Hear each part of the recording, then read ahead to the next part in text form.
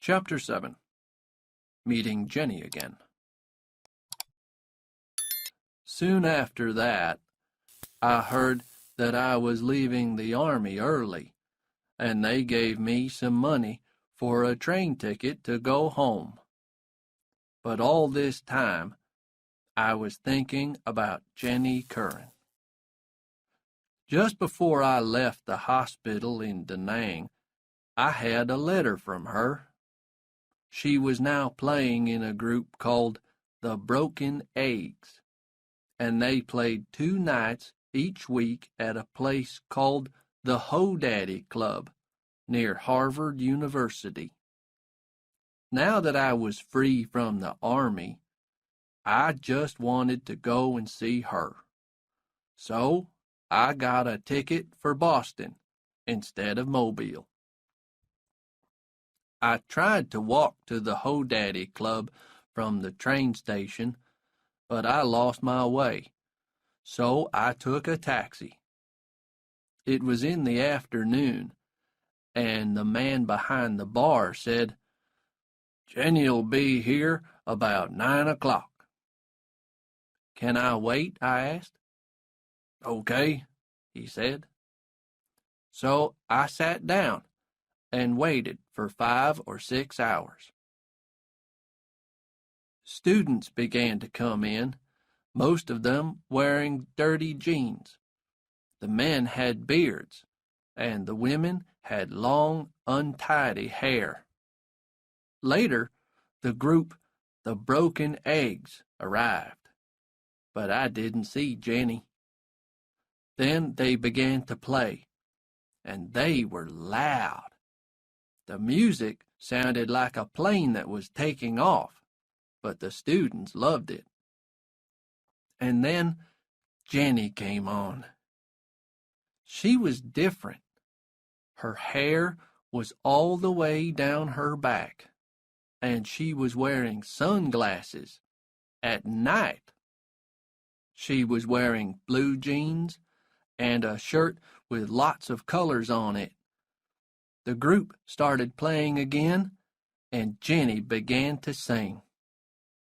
Later, I went outside and walked round for about half an hour, then went back. There were a lot of people waiting to go in, so I went round to the back of the place and sat on the ground.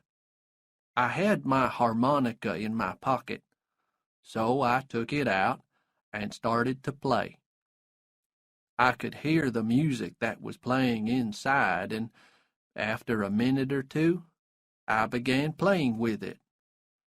Suddenly, a door behind me opened, and there was Jenny.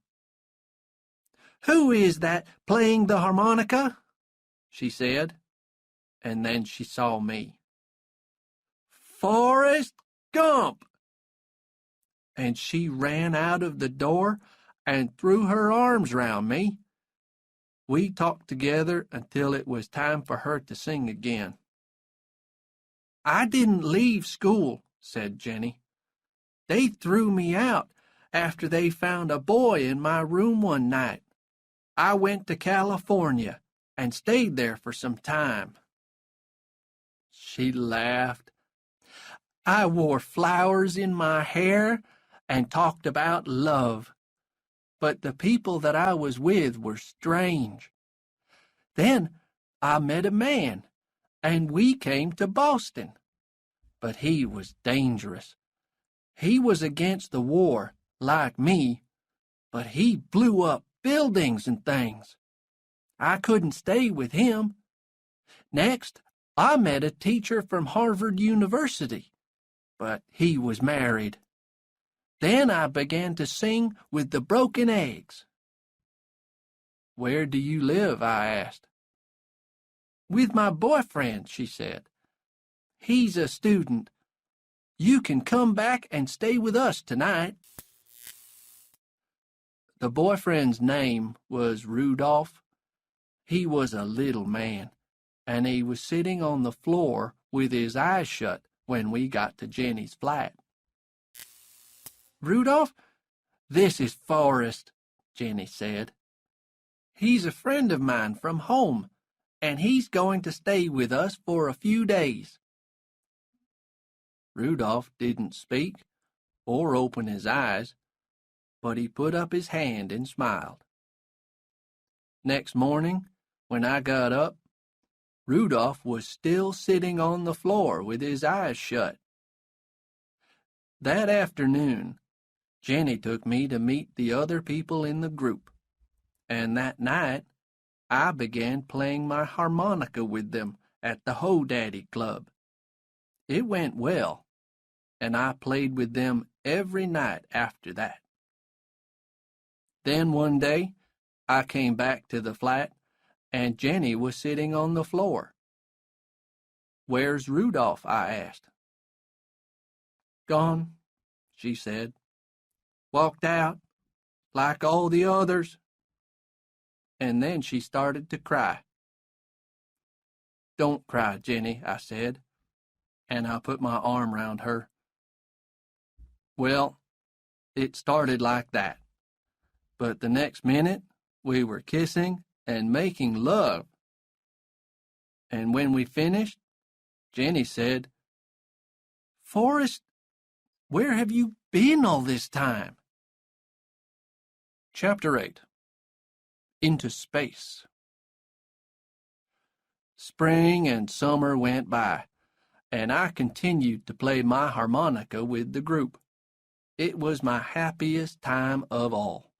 But, you've guessed it, something went wrong. How did it happen? I don't know. But one night I was sitting outside the Ho Daddy Club, smoking a cigarette, when a girl smiled and came up to me. She sat down across my legs and put her arms round me.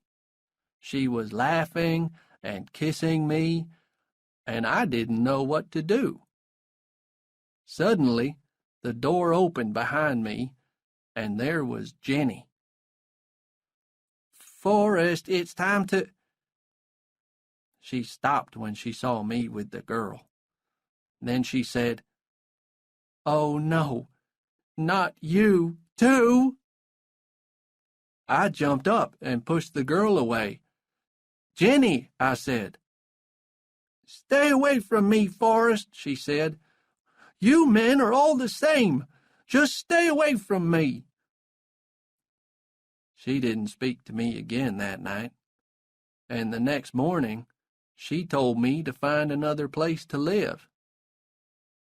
I went to live with Moses, one of the other men in the group, and soon after that, Jenny went to Washington to talk and work against the war.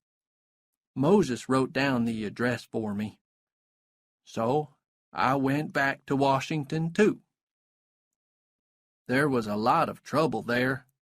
Police were everywhere, and people were shouting and throwing things, and the police were taking some of them away. I went to find Jenny's address, but there was nobody at home. I waited outside for most of the day. Then, at about 9 o'clock, a car stopped near the house, and some people got out. And there she was. I started to walk towards her, but she turned and walked away. The other people, 2 men and a girl, didn't know what to say. "What's wrong with her?" I asked one of the 2 men. "She just got out of prison," he said. "She was there all night before we could get her out." Jenny was in the back of the car now, so I went over and talked to her through the window. I told her how I felt. I was sorry about the girl, and I didn't want to play in the group without her. She listened quietly, then opened the car door for me to get in, and we sat and talked. The others were talking about something that would happen the next day. Some American soldiers planned to take off their Vietnam medals and throw them away in front of the crowds of people. Suddenly, Jenny said, "Did you know that Forrest won a medal?" The others went quiet and looked at me, then looked at Jenny. Next morning, Jenny came into the living room. I was sleeping on the floor of their house. She woke me up. "Forrest," she said, "I want you to do something for me." "What?" I said. "I want you to come with us today, and I want you to wear your army clothes." "Why?" I asked. "Because you're going to do something to stop all the killing in Vietnam." You can guess what I had to do, can't you? I had to throw away my medal with the other American soldiers. But because my medal was a more famous medal than theirs, it was more important to Jenny and her friends. But it got me into more trouble. Oh, I threw my medal away okay, but it hit somebody really important, one of the president's men. So they threw me into prison. Why do things like that always happen to me? As it happened, I didn't stay in prison long, because they soon realized that I was an idiot, and they put me in a special hospital for idiots. It was the doctors at the hospital who decided to send me to NASA. That's the Space Center at Houston in Texas. "You're just the kind of person they're looking for," the doctors told me. I soon understood why. NASA sent me on a journey into space with a woman and an ape. Me, a spaceman. It was very strange. All kinds of things went wrong because of that ape. Instead of coming down in the sea when we returned, the spaceship came down in the jungle somewhere, and it was 4 years before the NASA people found us. But the ape and I were soon good friends. His name was Sue. Yes, I know it's a girl's name, but they sent a male ape up by mistake, and NASA didn't like to tell the newspapers that.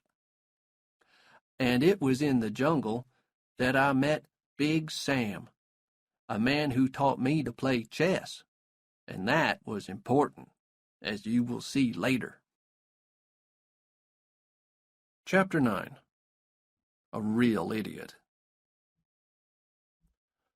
Of course, the first thing that I wanted to do when I got back to America was find Jenny, so I phoned Moses in Boston. "The Broken Eggs group has broken up," he told me. "I don't know what happened to Jenny. I heard that she went to Chicago, but that was 5 years ago." "Do you have a telephone number or anything?" I asked. "It's an old number," he said, "but perhaps she's still there." I phoned the number, and she wasn't. "Jenny Curran?" a man's voice said. "She went to Indianapolis, got a job at the temporary factory." So I went to Indianapolis on the bus. The temporary factory was outside the town. I asked about Jenny at the office, and the woman said, "Yes, she works in here. Why don't you wait at the side of the factory? It's almost lunchtime, and she'll probably come out." So I did. A lot of people came out at lunchtime. Then Jenny came out. She went and sat under a tree on the grass and began eating an apple.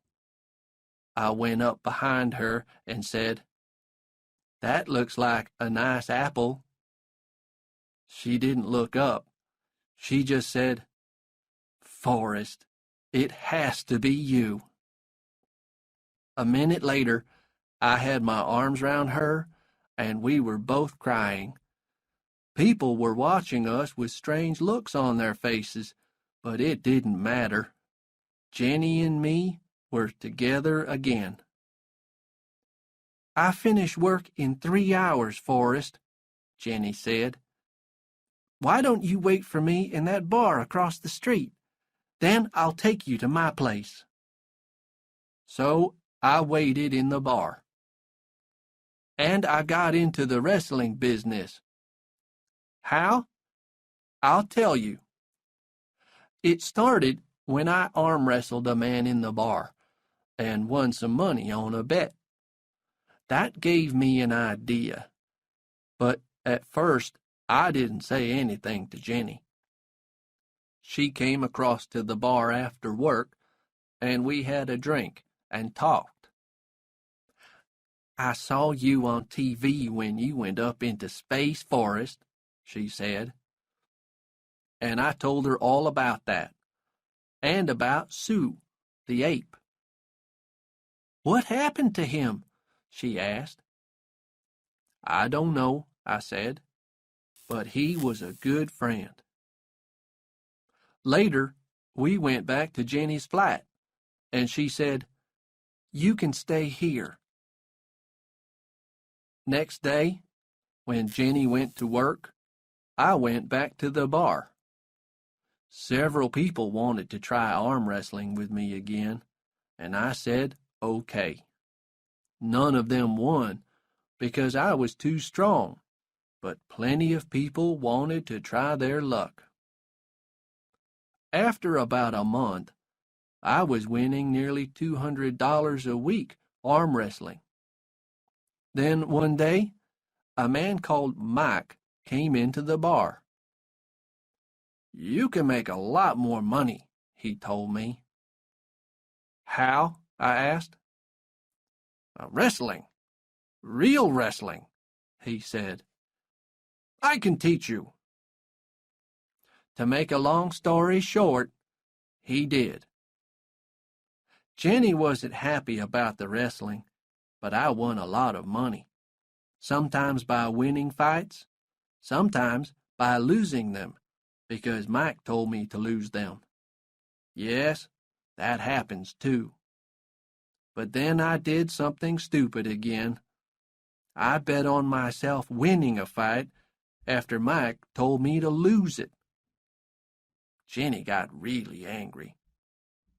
"It isn't honest," she said. I didn't listen. I bet all my money on myself to win, and then I lost the fight. But there was worse to come. When I got back to the flat, Jenny was gone, and there was a letter waiting for me. It said, "Dear Forrest, you're doing something bad tonight. It isn't honest, and I cannot go on with you like this. I think about having a house and a family and things like that now. I watched you grow up big and strong and good, and then in Boston, I realized that I loved you, and I was the happiest girl in the world. But then there was that girl outside the Ho-Daddy Club.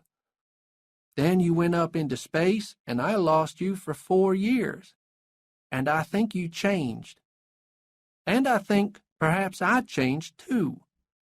I just want to live in an ordinary way now, so I must go and find it. I am crying while I write this, but please don't try to find me. Goodbye, my dear. Love, Jenny." And for the first time ever, I knew that I was a real idiot. Chapter 10. Money for Playing Games.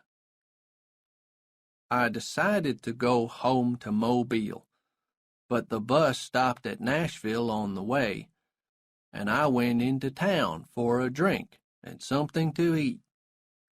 I was going past a hotel when I looked in the window, and saw some people who were playing chess. Like I said before, Big Sam taught me how to play chess when I was in the jungle.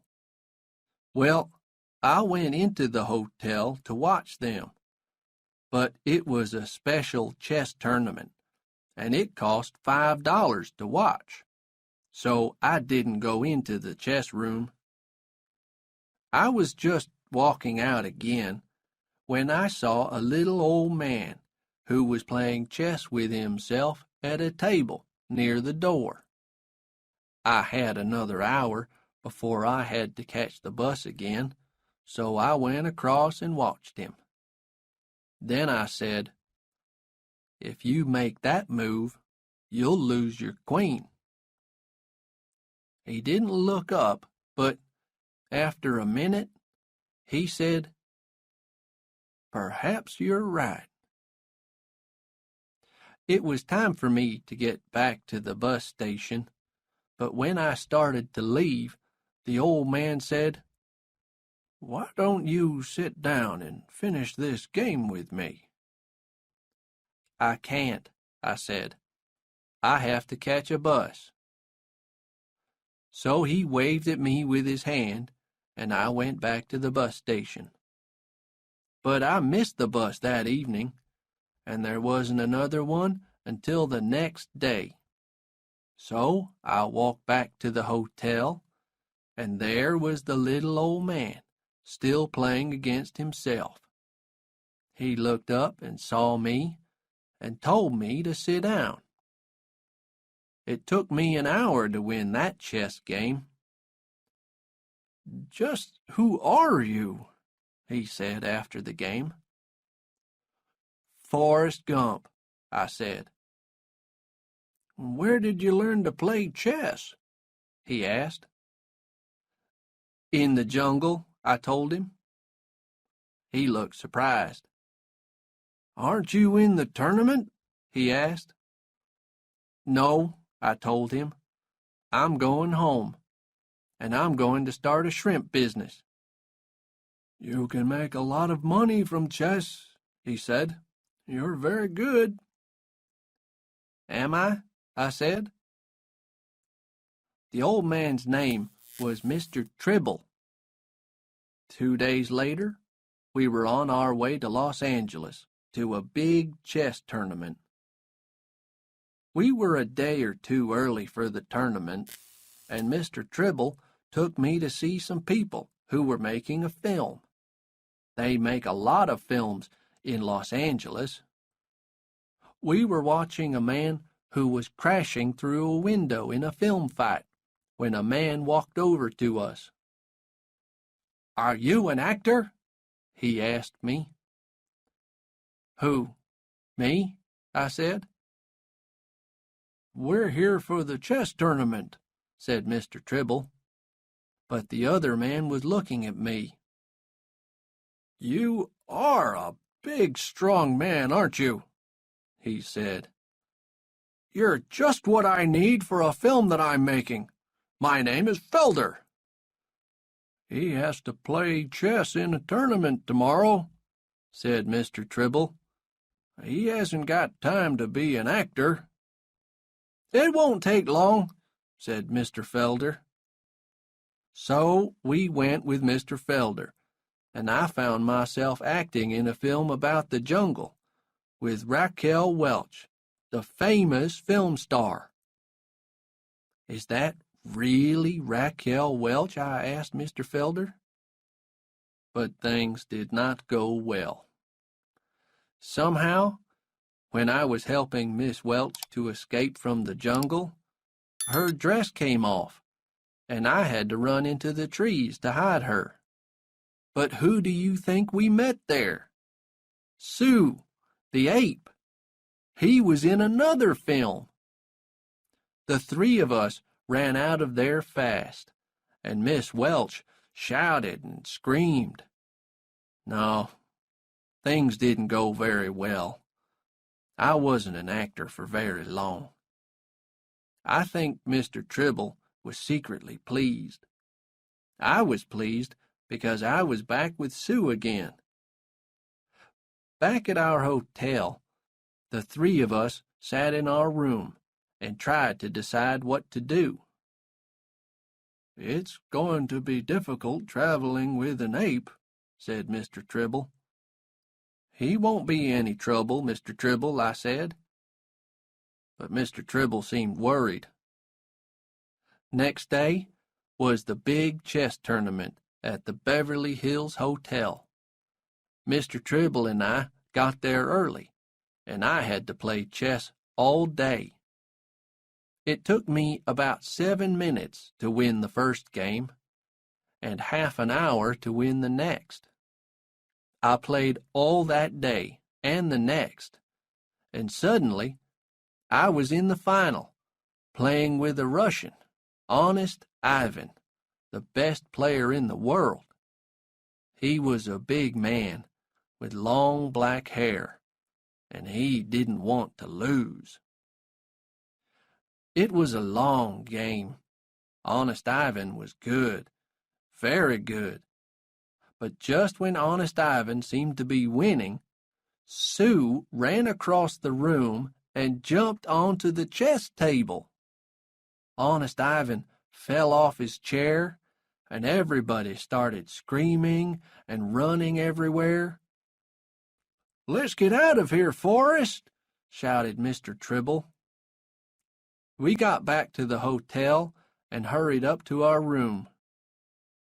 "Forrest," said Mr. Tribble, "you're a wonderful chess player, but I never know what's going to happen next. Here's half of the money that you've won. It's almost $5,000. Take Sue back to Alabama with you and start your shrimp business." He shook my hand and gave me his address. "Write to me sometimes, Forrest. Good luck." Chapter 11. The Shrimp Business. Well, I finally went home to Mobile again. The train got into Mobile Station about 3 o'clock in the morning, and Sue and I got off. We walked into the town and finally found a place to sleep in an empty building. The next morning, I bought some breakfast and got Sue some bananas to eat. Then we went to see Mom. She was pleased to see me. "Oh, Forrest," she said, "you're home at last." "Yes, Mom," I said. But I didn't stay long. 2 days later, Sue and I got the bus to Biola Battery, where Bubba's parents lived, and I explained to Bubba's daddy about the shrimp business that Bubba and I planned to start after we came out of the Army. He listened, and he was very interested. And the next day, he took Sue and me out in his little boat to look for a good place to start the shrimp business. It took almost a month to start things up, to get nets and a boat and everything. Finally, the day came when Sue and I were ready to go shrimping, and by that night, we had hundreds and hundreds of shrimps in our nets. It was the beginning of my shrimp business. We worked hard all that summer, and that autumn and winter, and the next spring. And after a year, Mom was working for me, and Mr. Tribble, and Curtis, my old football friend, and Bubba's daddy. At the end of that year, we had $30,000. Everybody was very happy. But me? I was thinking of Jenny, of course. I wanted to find her again. And one day, I dressed in my best clothes and got the bus to Mobile, and I went to Jenny's mom's house. "Forrest Gump," she said when she saw me. "Come on in." Well, we talked about Mom and the shrimp business and everything. Then I asked about Jenny. "I don't hear from her very often," she said. "I think they live somewhere in North Carolina now." "They?" I said. "Didn't you know?" she said. "Jenny married 2 years ago." Why wasn't I ready for that news? I don't know, but I wasn't. And part of me seemed to die when I heard it. But Jenny only did what she had to do, because I'm an idiot. A lot of people say that they married an idiot, but they don't know what it's like to marry a real one. I cried that night, but it didn't help. "I'm just going to work hard," I told myself. "It's all I can do." And I did. And at the end of that year, we had $75,000. Time went on. I looked in the mirror and saw lines on my face and gray in my hair. The business was doing well, but I asked myself, "What are you doing all this for?" And I knew that I had to get away. Mr. Tribble understood. "Well, why don't you tell everybody that you're taking a long holiday, Forrest?" he said. "The business will be here when you want it again." So I did. Sue came with me, and we went to the bus station. "Where do you want to go?" the woman in the ticket office asked. "I don't know," I said. "Why don't you go to Savannah?" she said. "It's a nice town." "Okay," I said. Chapter 12. Little Forrest. Sue and I got off the bus at Savannah.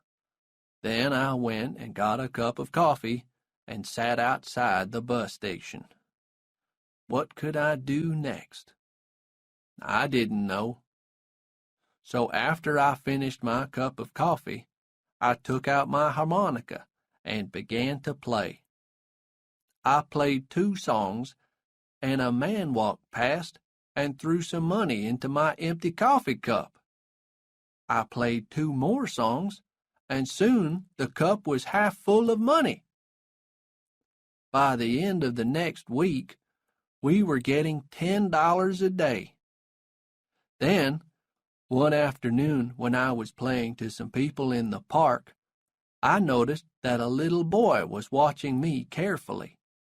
Then I looked up and saw a woman who was standing near him. It was Jenny Curran.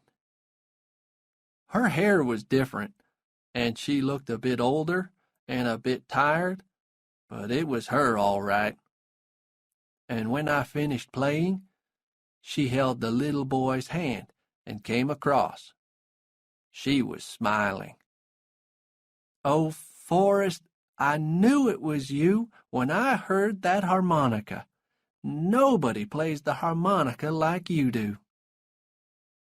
"What are you doing here?" I asked her. "We live here now," she said.